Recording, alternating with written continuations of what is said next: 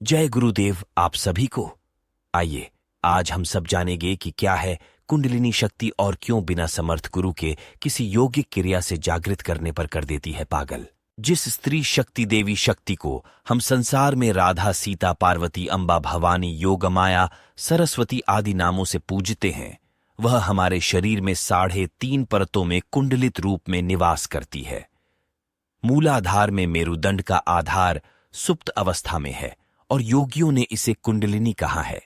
जागृत कुंडलिनी के अभाव में मनुष्य का आचरण पशु के समान रहता है। भारतीय ऋषिमुनियों ने ब्रह्मांड की उत्पत्ति के संबंध में गहन ध्यान की अवस्था में पाया कि संपूर्ण ब्रह्मांड मानव शरीर के भीतर ही विद्यमान है। जब वे ध्यान में गहराई से उतरे तो उन्होंने पाया कि ब्रह्मांड का निर्माता सिर के शीर्ष पर सहस्रार में निवास कर रहा है और उनकी दिव्य शक्ति कुंडलिनी मूलाधार में। इन दोनों से ही संसार का निर्माण हुआ। सर्वोच्च निर्माता के आदेश पर कुंडलिनी आधार तक उतरी। कुंडलिनी की ऊर्ध्वगामी गति जिसके फलस्वरूप वह जागृत होकर अंततः सहस्रार तक पहुंचती है, उसे ही मोक्ष कहा जाता है। कुंडलिनी जागरण कैसे करें, आइए इस विषय पर चर्चा करते हैं। कुंडलिनी को केवल एक सशक्त आध्यात्मिक गुरु की कृपा से ही जागृत किया जा सकता है। सशक्त आध्यात्मिक गुरु जिन्होंने आकाश तत्व कृष्ण की सिद्धि प्राप्त कर ली है, अकेले ही कुंडलिनी को जागृत कर सकते हैं और किसी को मोक्ष प्राप्त करने में मदद कर सकते हैं। चूंकि कुंडलिनी सहस्रार में रहने वाले सर्वोच्च निर्माता की पराशक्ति, सर्वोच्च दिव्य ऊर्जा है, यह केवल सर्वोच्च निर्माता की आज्ञा का पालन करती है। इससे यह स्पष्ट हो जाता है कि सहस्रार में निवास करने वाली उस सर्वोच्च शक्ति की सिद्धि प्राप्त करने वाला व्यक्ति ही कुंडलिनी को नियंत्रित करने का अधिकारी है। कुंडलिनी दुनिया में किसी भी समय केवल एक ही व्यक्ति के माध्यम से कार्य करती है। इसलिए कुंडलिनी जागरण का कार्य दुनिया में किसी भी समय केवल एक ही व्यक्ति द्वारा किया जा सकता है।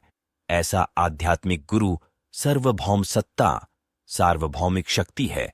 वह दुनिया में अभूतपूर्व क्रांतिकारी परिवर्तन लाने में सक्षम है। सिद्ध योग क्या है और क्यों गुरुदेव की तस्वीर से ध्यान लगता है?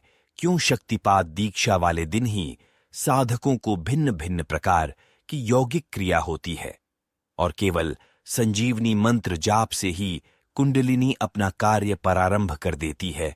आइए इस विषय पर चर्चा करते हैं। सिद्ध योग में सशक्त आध्यात्मिक गुरु शक्तिपात दीक्षा के माध्यम से अपनी कृपा से साधक की कुंडलिनी को जागृत करते हैं। जागृत कुंडलिनी जब सहस्रार तक पहुंचती है तो उसे मोक्ष कहते हैं। हमारे शास्त्र कहते हैं, जब तक कुंडलिनी सुप्त अवस्था में रहेगी तब तक मनुष्य का व्यवहार पशु के समान रहेगा और वह हजारों प्रकार की योगाभ्यास करने के बावजूद सर्वोच्च शक्ति का दिव्य ज्ञान प्राप्त करने में असमर्थ रहेगा। जब शक्तिपात दीक्षा के माध्यम से आध्यात्मिक गुरु की कृपा से कुंडलिनी जागृत हो जाती है तो यह साधक के शरीर, जीवन शक्ति, मन और बुद्धि को अपने नियंत्रण में ले लेती है। इसलिए साधक को भौतिक स्तर पर विभिन्न प्रकार के अनुभव होने लगते हैं। मानसिक और बौद्धिक स्तर जैसे आसन, शारीरिक मुद्राएं, बंध, ताले, मुद्रा, हाथ के इशारे, प्राणायाम। शक्तिपात दीक्षा के बाद साधकों को उनके पिछले जीवन के कर्मों के अनुसार विभिन्न प्रकार के अनुभवों से गुजरना पड़ता है।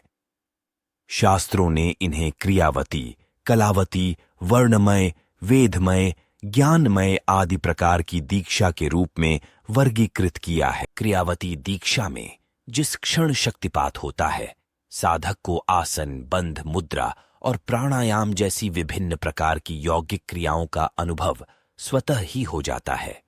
इन यौगिक क्रियाओं के घटित होने में साधक का सहयोग या असहयोग कोई मायने नहीं रखता।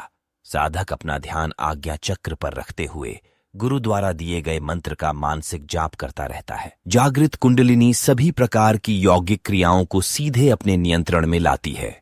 ध्यान के दौरान इन यौगिक क्रियाओं का स्वतः घटित होना भौतिक विज्ञान के लिए एक खुली चुनौती है। सभी प्रकार की यौगिक क्रियाओं से कुंडलिनी ऊपर उठती है। इस प्रकार कुंडलिनी शक्ति तीनों ग्रंथि, ब्रह्म ग्रंथि, विष्णु ग्रंथि और रुद्र ग्रंथि और 6 चक्रों, मूलाधार, स्वाधिष्ठान, मणिपूरक, अनाहद, विशुद्ध और आज्ञा चक्र को भेदती है और साधक को समता की अवस्था या समाधि की अवस्था में पहुंचती है। इस प्रकार साधक को पतंजलि योग दर्शन में वर्णित कैवल्यपाद की प्राप्ति होती है, अर्थात वह ईश्वर से एकाकार होकर वेदांत के अंतिम लक्ष्य को प्राप्त कर लेता है, जिसे ऋषियों ने मोक्ष कहा है। यह एक अनूठा विज्ञान है। सिद्ध योग से न जाने कितने साधकों को एड्स, कैंसर और न जाने कितने ऐसे रोग जिनका मेडिकल साइंस में इलाज संभव नहीं है, मात्र संजीवनी मंत्र जाप से ही ठीक हुए हैं। अगर आपके आसपास कोई भी ऐसा व्यक्ति है जो इन प्रकार के रोगों से ग्रस्त हो, तो उनको गुरुदेव की तस्वीर का ध्यान और संजीवनी मंत्र जाप कराएं और आप अनुभव करेंगे कि निरंतर संजीवनी मंत्र जाप और गुरुदेव की तस्वीर के ध्यान से ही रोगी स्वस्थ होने लगेगा। इसके लिए आपको कहीं जाने आने की आवश्यकता नहीं है। संजीवनी मंत्र आप हमारे चैनल पर जाके सुन सकते हैं। जय गुरुदेव।